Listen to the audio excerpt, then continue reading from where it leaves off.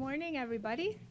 My name is Alex Taylor. I'm a licensed prayer practitioner here. I'd like to welcome you all this morning and everyone on live stream. And thank you both for that song this morning, because it totally connects in with something that I was going to say. So I love the serendipitous. So let's just go within, and if it's comfortable for you, close your eyes. And breathe in this brand new morning. This brand new 24 hours in which we get to experience life, joy, love, connection.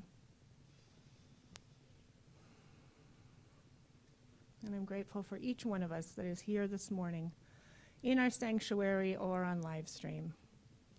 And I know that we are all blessed to spend this time together in community, in spirit, connecting hearts and minds, and sharing spirit and the blessings of light on the mountain. And I give thanks for the beautiful music, Reverend John's message, each person here, and the person doing live stream, and Mac taking care of the kids. And I'm just feeling very grateful to be here this morning, as together we say, and so it is.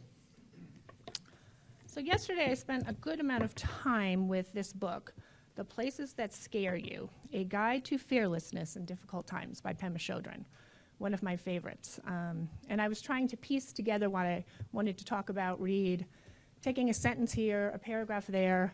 And then this morning I woke up and I was like, oh yes, there's this Comfortable with Uncertainty by Pema Chodron, and it's small, short readings. So I'm going to read from this. And I selected it because I just had a week of kind of like wandering around and what am I doing, and a lot of fear and worry and sadness, and I always go to Pema when that's the case. And it's in my neighborhood, it's in my country, it's in our world. So I hope that some of these readings of hers can comfort you. And it's something called Tonglen, and what it is, it's a practice of breathing in and breathing out, and it's sending and taking. And so it's when, I'll read about it, but basically like breathing in the fear and breathing out the joy. And so we can share in each other's fears, and we can share the joy when we're feeling joy, and we can spread that joy to one another, to people, to places, to things. So this first one they're very short readings, Tonglen and Fearlessness. In the Buddhist teachings, in the Shambhala teachings, and in any tradition that teaches us how to live well, we are encouraged to cultivate fearlessness. How do we do that? Certainly the sitting practice of meditation is one way, because through it we come to know ourselves so completely with such gentleness. Tonglen, sending and taking practice, also helps cultivate fearlessness. When you do this practice for some time, you begin to realize that fear has to do with wanting to protect your heart. You feel that something is going to harm your heart, and therefore you try to protect it. After I did Tonglen for the first time, I was amazed to see how I had been subtly using sitting meditation to try and avoid being hurt, to try to avoid depression, discouragement, or bad feelings of any kind.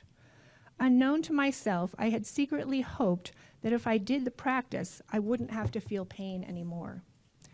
When we do Tonglen, we invite the pain in.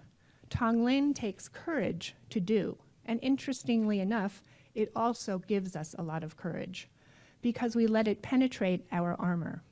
It is a practice that allows us to feel less burdened and less cramped, a practice that shows us how to love without conditions.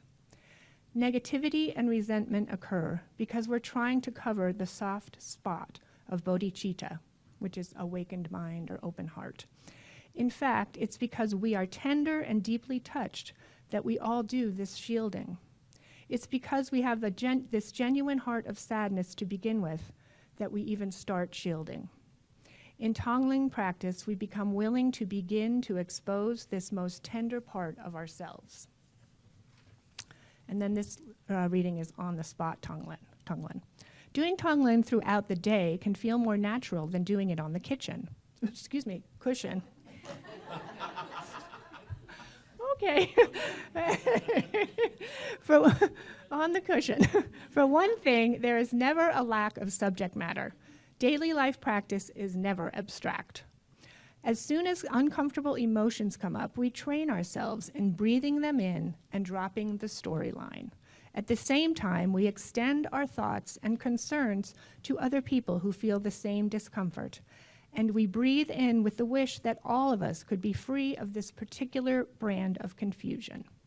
Then, as we breathe out, we send ourselves and others whatever kind of relief we think would help. We also practice like this when we encounter animals and people who are in pain. We can try to do this whenever difficult situations and feelings arise. Over time, it will become more automatic. It is also helpful to notice anything on our daily life that brings us happiness. As soon as we become aware of it, we can think of sending the happiness out to others, further cultivating the Tongling attitude.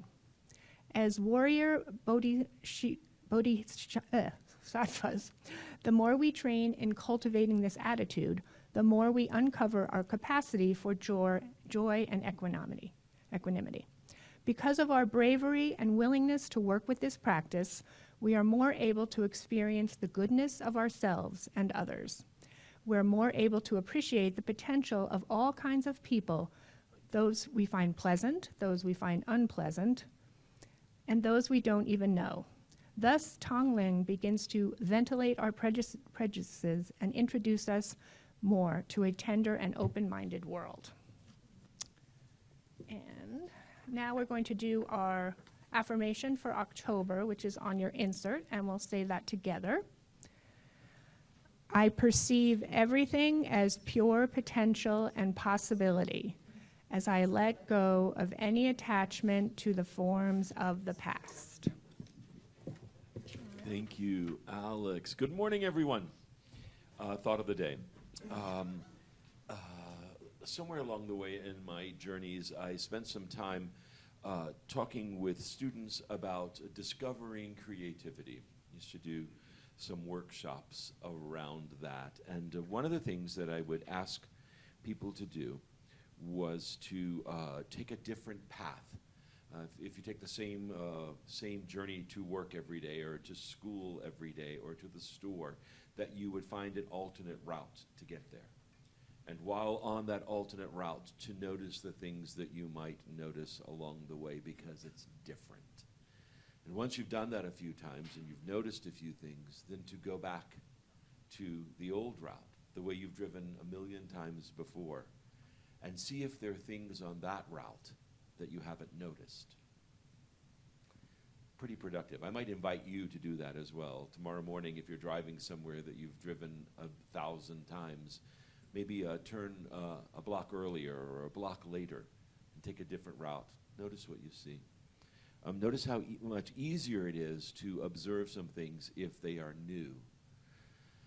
And the invitation, I think, is to go back and look at things that are old, that are familiar, that you've taken for granted, and to see them as though they were new and discover that. Part two of the process was to then go on the virtual trip, to take that journey down some part of your life, walking down the road, to notice things along the way. And one of the things that I would often ask people to notice is, where are there walls along the way? Because, we're all told you're supposed to let all of your walls down. You're supposed to, be free. Well, I don't know about you all, but the same thing. I build walls for good reason. Alex mentioned it in the reading.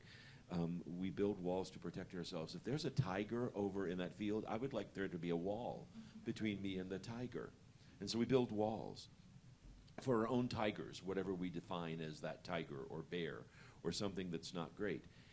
Here's the thing I think we're not so great at.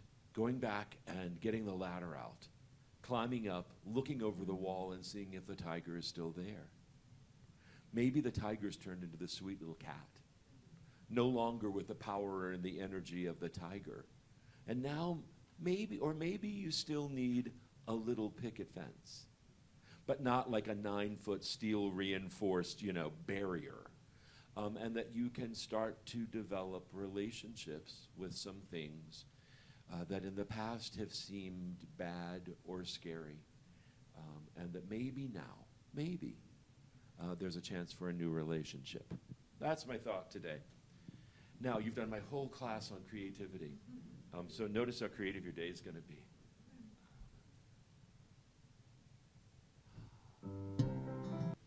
Thank you, R.L. Thank you, Max. Morning, everybody. Morning, everybody at home. It's nice being back, kind of.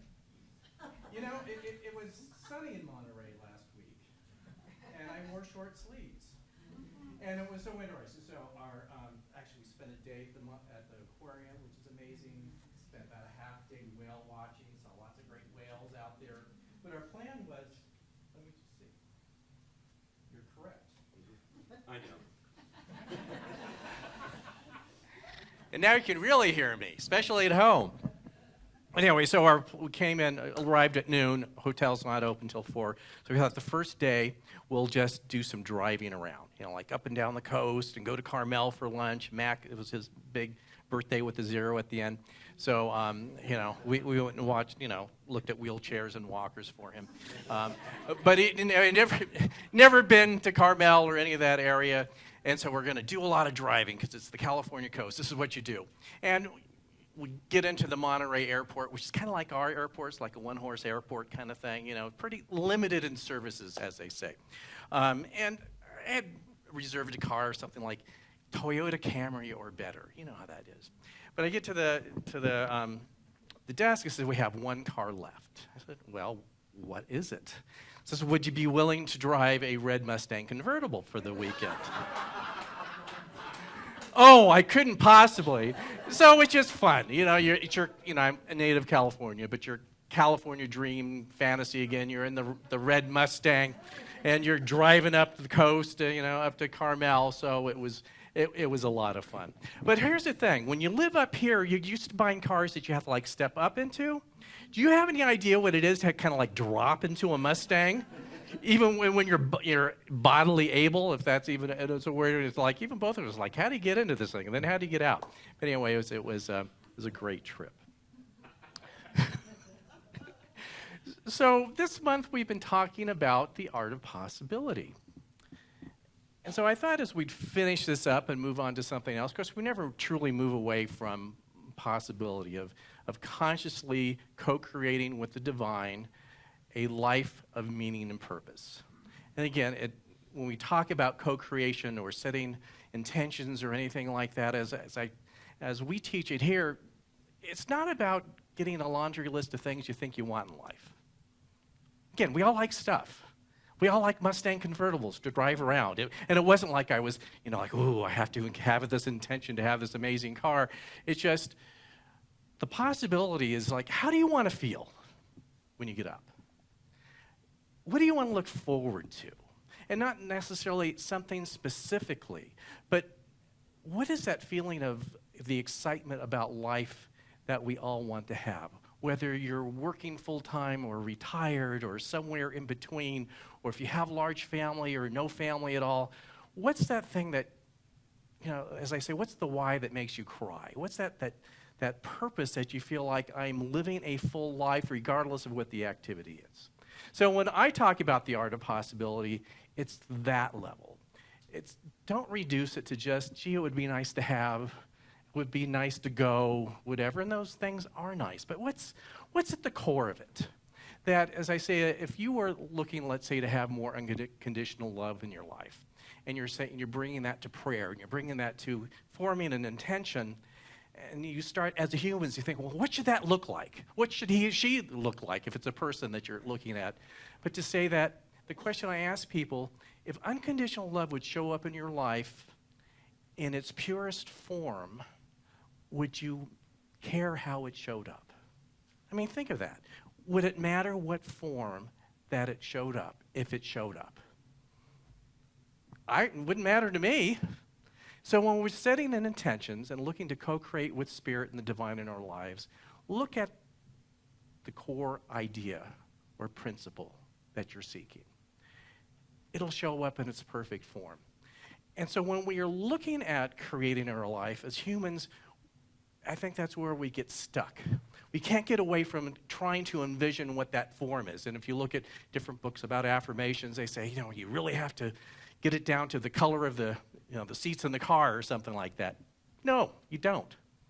What's the larger idea that you're seeking for you and your family? And stick to that. And I have found that as long as you stick to that, there are amazing surprises along the way. It's a little scary because we gain great solace in trying to micromanage and control it. But haven't you found that control doesn't work anyway? It always shows up differently than you think or you imagine or you plot and scheme. So why not just kind of go to the core first? And in that is the challenge to believe that it's possible. So haven't we all heard of the phrase beginner's luck? We heard that? Maybe you don't even know what it is. So basically what it means is that when you come into something new, maybe it's a new job or a new activity, a new sport or something, you haven't learned how to fail yet. And miraculously, seemingly, you go, wow, look at that thing that I just did.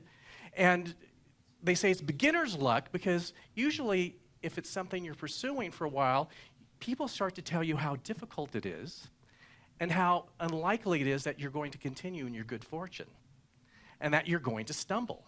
And we start to believe it. So that's why we call it beginner's luck, because you haven't learned how to fail yet. So part of our growth in consciousness is to get to that point that, yes, we can make mistakes, but to stop focusing on the fact that failure is inevitable kind of thing. And haven't we all had it? Think of beginner luck in your mind. So in my previous life, in the mid-1990s, which sounds like a million years ago, I was an outside salesperson working for a hair product company. And what was so interesting, I went in and I set the record the first year for opening new accounts. I set the record for they were launching a new line within the line that was having trouble through the entire country, and I was the top salesperson. They forgot to tell me that it was hard to do. No, really, they forgot to they didn't, they said, it's a troublesome territory. We don't want to tell him. And it took me a whole year to figure out that it was hard. But just to look at that, I truly went in just like a child's mind, why wouldn't you want to do business with me? There was no doubt in my mind that they wouldn't want to do business with me. And this new product area in mind, I believed in it, and I truly believed it was going to help their business and help them, not just give me commissions. And it did get a little bit more difficult later on when I learned when people told me how difficult it was. So as we're looking at the art of possibility, to keep in our minds that something is possible. And the way to look at it is, it's a very intricate thing of why we think things are possible, isn't it? A lot of times we do this on automatic pilot of, yes, this is something I can do, no, this is something I can't do. And one way to look at it, into yourself, is to look into the level of memories of any number of things. Your life experience has taught you what you believe you can't do. It's also taught you what you believe that you can do, and everything else in between. Memories can limit you and they can expand you, but it's really tricky how this works. A quote-unquote good memory may be the thing that always holds you back. The supposedly bad memory might be the thing that you finally say, enough is enough already, let's do something different. But here's a little game for you. So go back into a memory, and maybe something that involves several other people. Maybe if you have a big family, siblings, think of something. Something that was significant, either good, bad, indifferent, doesn't matter. And just even take the emotionalism out of it, especially family stuff. Take the family drama out for a little bit, put it over here. We love the family drama, but we're going to put it over here. And just think of the course of events of how it unfolded. My parents did this. It always starts with parents, doesn't it? And then this happened, and then this happened. And if you, sometime this week, check in with someone, if they're still in body, as they say, and ask them, how did you see just the course of events? Not the opinion, not the drama. How did it unfold? And you will find that they will have a different recollection. In fact, if you have multiple siblings, it's fun with my brother and sister to say, what happened on that Thanksgiving in 1965 or whatever it is? And it's amazing how we have a completely different viewpoint. That sometimes one of us left the room when mayhem ensued or something.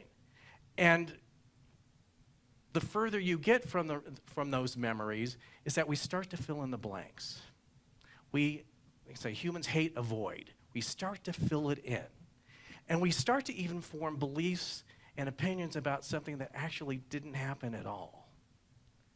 And so this mix of things that happened, didn't happen, all these things is that it informs us and tells us what we think is possible for us. And then not even mention the drama part. So we have just the course of events that happened, and through those course of events, we formed opinions. We formed opinions about other people. We formed opinions about our family. We've formed opinions about ourselves and whether our worthiness and all sorts of things that happen in here. And anything in the present can kind of instantly bring us back to that moment, consciously or unconsciously, where that opinion that we formed is running our lives on some level. So when we talk about the art of possibility and we say, yes, I want this bigger idea for my life, what we don't often understand is that we are kind of by thread to these memories that say, that's never going to happen to you. No, not going to happen. And so you just wonder, this is so frustrating, and why isn't it? So it's time to elevate what we've come to believe to be true, and one way to do that is to revisit some of these memories. That to not allow them to be a burden around our neck, but something that as we face freely, that they can release us. And I know it's difficult. I mean, it's not uncommon for me to, all the conversations I have with people in my office or walking dogs or in coffee shops, I have all these undercover ministerial conversations. Usually if it's, John, do you want to walk the dog? It's, oh, we need to talk about something, don't we? It's not about the dog. But it's not uncommon for someone to say, I was in line at Atkinson's the other day, and someone said this that had nothing to do about anything, and suddenly I was 10 years old listening to what my mother or father said to me. And it's like, well, there's an interesting thread. Gee, how much are oranges today? Oh, when my mother said this to me when I was 10. I mean, isn't that a weird connection? But we all do it. Sometimes we do it consciously, sometimes we do it unconsciously. So if you find yourself, again, in Atkinson's, where everything happens, and you observe something, you hear something, and you suddenly feel like either this weird, sadness or even elation, and you don't know why, there's probably a thread connecting to some memory where you learned something or believed something that may or may not be true. So it's to take these beliefs and these memories that we have and take them to another level of energetic understanding. In other words, that they no longer burden us, but they can inform us. So it's not about forgetting about them. It's about looking at them at a different way. And just look at all of us. We're hopefully at a point in our life that let's go back to some of the childhood stuff. My hope is that some things that troubled you at some point in your life from your past, you've been able to elevate it to a certain point that you're like, I'm so tired of being upset about it that I'm just not going to be anymore. Hopefully you've elevated to some of that. I look at my family, and God, all our families are complex, aren't they? And especially as kids, it's just all about you. And truthfully, in some ways, that it is. But growing up in a family with two alcoholic parents and my brothers and sisters, of course, taking it very personally in a house that was mayhem. But as I look back at it now, it's just like, boy, they were just in this drama together, and we were just on the sidelines viewing this whole thing. I mean, it was just really this revelation. several years ago, it's like it had absolutely nothing to do about me or my brother or my sister. They were just big hot messes that just couldn't get their life together, and we just happened to be there. So that's one way of elevating your memories, is like, that actually has nothing to do with who I am. It was an experience, sometimes good, sometimes not so good. Unfortunately for, I think, of my parents, who never went into recovery. But it had absolutely nothing to do about me. So we were just observers on the sidelines in many respects. So that's elevating it, to say that it's the level of forgiveness where it no longer affects who you are. It informs who you are. It gives you information. It gives you things, it's just information that you can take in and process differently than you did in the past. That's what elevating it is. So let's look at some of these memories. So let's do, quote unquote, the good and the bad. It's funny how we like to label good and bad. And often it turns out that that's turned on its side. What, like I said, what quote unquote is good turns out to be something that limits us sometimes. And what we see as negative or bad is a thing that might eventually free us. So let's look at the supposedly good memories. Like, oh, those Christmases when we were kids sometimes, or boy, that time when I really started, my life as an adult in my mid-20s or something. You know what I mean? We think is good. But especially as we even get a bit older, we can start to hold those moments up at these pristine moments that can no longer be repeated. Like the good old days. I hear that a lot, even on the internet. Oh, things aren't like that anymore. It'll never be like, they were never like those good old days were the good old days when you were there. You remember them incorrectly. But we can use these positive memories as it can never happen for me again. Especially if there's several years. It's like the people that were present at that time are no longer here in my life. They've passed. I could never recreate it again.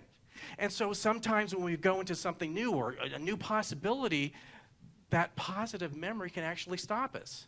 Well, I don't have that support anymore. It doesn't exist anymore. How am I going to do that? I'm too something right now. I'm too old. I'm too this. I'm too that. I'm too limited. Don't have enough money. It's just, I was too stupid to know any better then, and it happened anyway. So to think, what positive memories do you have that are holding you back? How can we embrace them, be thankful for them, and also release our attachment to them? You can never recreate the past. You notice that? Even sometimes you go, oh, that was the best restaurant ever. I'm going to go get the same exact meal. And it's like, never the same. Have you noticed that? Like, it's a little off. Let's be a different chef tonight. And we just think that we're going to recreate it. You can't. And let's look at supposedly the quote-unquote bad memories. And they can weight us down. And it's truthful that we have some things that can be very traumatic in our lives. But I believe that the way these negative occurrences keep coming around in our lives, again, is like a carousel, is the universe or spirit, the divine, saying, are you ready to let go of this now? Are you ready to let it go now? Are you willing to no longer suffer from this memory, this occurrence, this thing that seems to repeat in your lives? Are you ready to let it go? And of course, as humans, we say, of course I want to let it go. This is too painful. But, again, as I out on the trail walking dogs, talking to people, there is a certain comfort we still get from these negative memories. It's a part of us. And we are reticent to let it go. Sounds crazy, isn't it? But we all do it. We all do it.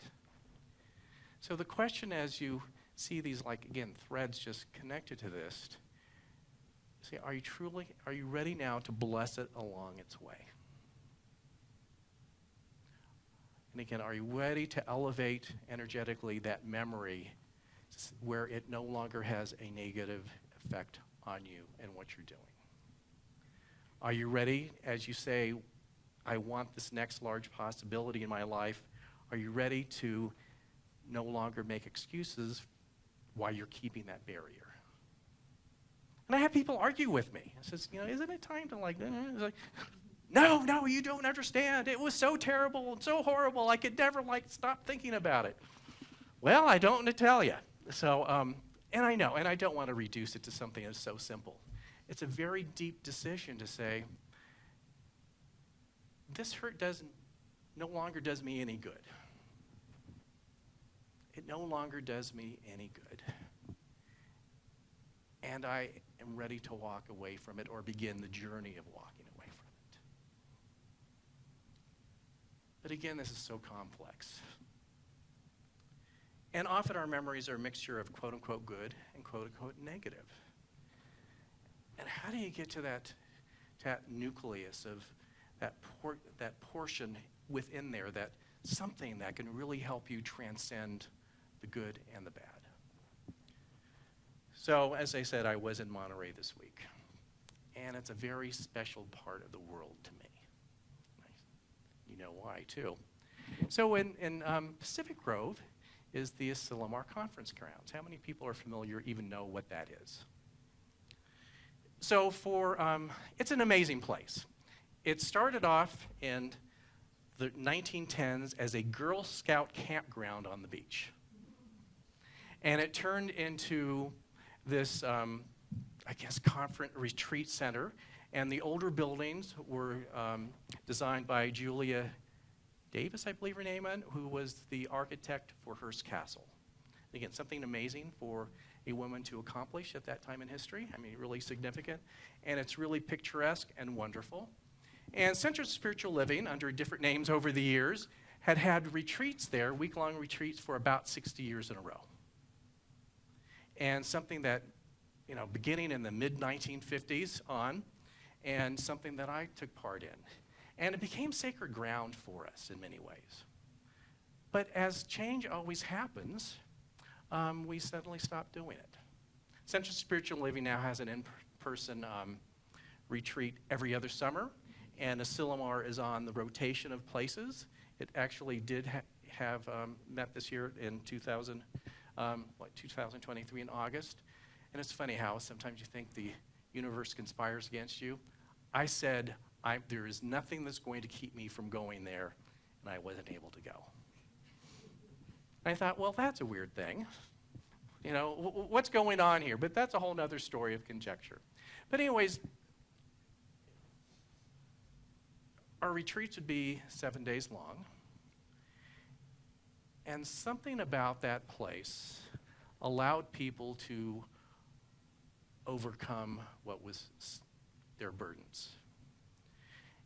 But as I was looking at this year, especially missing it, and thinking, okay, memories, good memories, negative memories, the form of how that place served me no longer exists. We don't have yearly retreats there any longer. We'll have an occasional one there. Even now, they're not these one-week formats. That I was going there during School of Ministry. The way that our School of Ministry works is when you've done all your exams, you've finished the whole thing after the 3 years master's program, you have what they call a panel that you have to go to with 3 ministers, and they check in with you, and that's the final sign-off. And they can actually sometimes say you're not ready. Here's something you have to do. They would have those at Asilomar. And they would be big days during this retreat where they would have all these panels going on throughout the facilities, and there'd be a big crowd at the center square of the place, and you would then, after successfully completing it, come down to celebration. So this place is just full of good juju. So, and like I said, it's not available anymore in that form. And so I went to Asilomar this last weekend. And it's so interesting. So usually we would take the whole ground, 700-800 people. And of course, there's all these people I don't know there. But it's still there. And I was just thinking, first, how, again, memories of, wishing this was here, wishing it was available. Especially over these last few years with things happening, it's like, boy, did I need it. I don't know about you, but I needed that, some form of that, and it was not available. And certainly part of that growth for me was there were at least 2 people in my class of School of Ministry who were my go-to confidants, who have died. They're not available. So how do you allow something like this, not to turn into a good old days kind of memory? That's the thing, isn't it? Because something good in your life, you realize it's complete and it's done and it's transformed to something else. It can become this good old day, gee, if it only was. And so I'm just kind of, in fact, we went there and got a coffee and just sitting there with all these people I don't know and just having visions of what had happened there the many years that I have gone there. And it came to me of, let's say, the secret sauce of the place. The secret sauce was the beach. That instead of taking your troubles and putting on an altar, people would take it and walk the beach. And it's pretty amazing. And so many times that friends and colleagues, I would hear weeks afterwards of a retreat of how they had made a major decision in their life or had a major loss in their life that they had to come to terms with. They were there walking the beach. So it's a metaphor, actually. So as I look ahead for us, for myself, changes in my life, it's not about having the exact person or place or thing or the idea in our mind, the right spot or circumstance of how something should happen. It's metaphorically, it's just time to walk the beach. Whatever that means to you. That means some form of spiritual practice where you are just in the moment, where you're not there to conspire or make definite plans, where you're just open to the highest good for your life and the life of your families. And it can be a difficult place to get, because again, we want to plan. We want to make sure that it happens in a certain way. But there's something about that experience there that I think many of us were able to just disconnect from human ego and just say, whatever the beach gives me is good. That's it. And so, yeah, I still long for that place to be available in the way that I want it to be available. But it's not. But the beach is still there. So I just want to close with something that, again, memories from there. So for those who don't know, we don't have, Center of Spiritual Living we teach a spiritual philosophy. We're not a religion in the, I guess, the usual sense. We don't have like a Jesus or a Buddha or, people say, well, who's your Jesus? We don't have one. But we did have a founding philosopher named Ernest Holmes. And he was there starting these retreats in the 1950s. And I was really, as I'm sitting there, there is one of his writings that's, kind of stood the test of time, that he delivered. It's called The Sermon by the Sea. He delivered in their chapel, and I was reminiscing of this as I'm having my coffee, look at the chapel. And it's a pretty long thing, but I've got about 3 or 4 paragraphs here. And this was the last time he spoke in public there before dying. And so he says, find me one person who is for something and against nothing, who does not condemn others out of the burden of their soul, and I will have found an exalted human being. Find me one person who no longer has any fear of the universe or God or of humankind or anything else, and you will have brought me to someone in whose presence we may sit, and fear shall vanish as clouds before the sunlight. Find me someone who has given all that they have in love, and will have found the lover of my soul. Is not this true? Why? Because they will have revealed to me the nature of God and proved to me the possibility of all human souls. Find me one person who can get their own littleness out of the way, and they shall reveal to me the immeasurable magnitude of the universe in which I live. Find me one person who knows how to talk to God, really, and I shall walk with them through the woods, and everything that seems inanimate will respond. The leaves of the trees will clap their hands, and grass will grow soft under them. Find 1,000 people who know that and use that, and the world will no longer be famished. How important it is that each one of us, in their simple way, shall live from God, to God, with God, in God, and to each other. This is why we are here, to create a vision and an inspiration, something beyond a hope and a longing, that the living Spirit shall through us walk anew in his own creation, and a new glory come with a new dawn. So let's just take this in for a moment.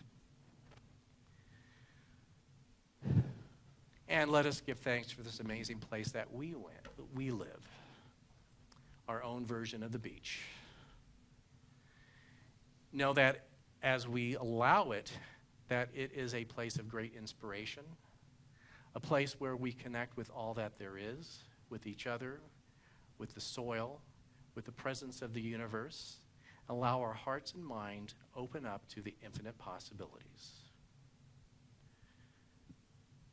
We allow ourselves to put our humanness aside, or at least our human desires aside, and allow the greater idea of spiritual truth to be within us. We say yes to this larger idea. We say yes with a beginner's mind, knowing that everything and anything is possible as long as we stay centered in the truth of who we are. So we give thanks for this, and in this thanksgiving, we simply release it. We let it go. We release our intention of a greater good and possibility. And as we release it, it comes back to us in perfection. And so it is.